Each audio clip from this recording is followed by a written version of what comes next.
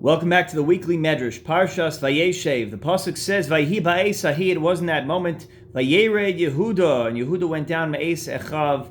Vayet ad ish adulami ushemo chira. And Yehuda gets himself into trouble, of course, with Tamar, and we all know the rest of the story. Says the Midrash, "Vayhi ba'es ahi." And it wasn't that time. Rabbi Shmuel bar Nachman patach. Rabbi Shmuel bar Nachman opened up. Ki anochi yadati et hamachshavot. God understands the inner workings, the thoughts, the machshavos of man. Shvatim hayosuk mechiras shel Yosef. The brothers were engaged in the sale of Yosef. Yosef hayasuk besakot haniso. Yosef was mourning, wearing sackcloth, fasting. Ruvain hayasuk besakot haniso. Ruvain, who had failed miserably in his attempt to try to salvage a relationship with Yosef, he was engaged in sackcloth and tanis and fasting. Yaakov hayasuk b'sakot haniso. Yaakov, who thought he had lost his son, his beloved child Yosef, was mourning as well. And Yehuda hayasuk likach lo isha. Yehuda was busy trying to find a wife, licking his wounds, trying to figure out exactly how he's going to recover from this time in his life.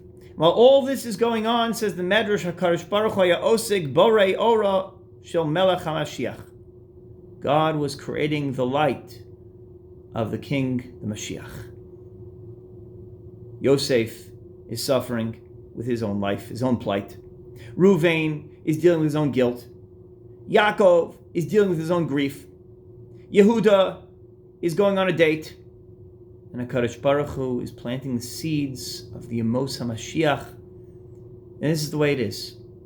While we, individuals, are busy building our lives, struggling with our little problems, each one of us are consumed by a set of circumstances, parameters, things that are going on that seem like a whirlwind for us, circumstances that nobody else can understand.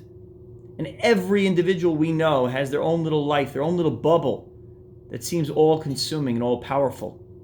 And while all of that is going on, God is moving around the pieces on the chessboard. Yosef is going down to Mitzrayim. Yehuda is meeting Tamar, and from there will come David HaMelech.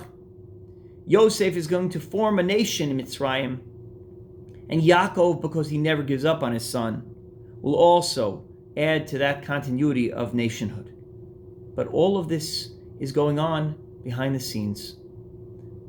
I believe the message is that you can look at history and you could look at the workings of our lives in two ways.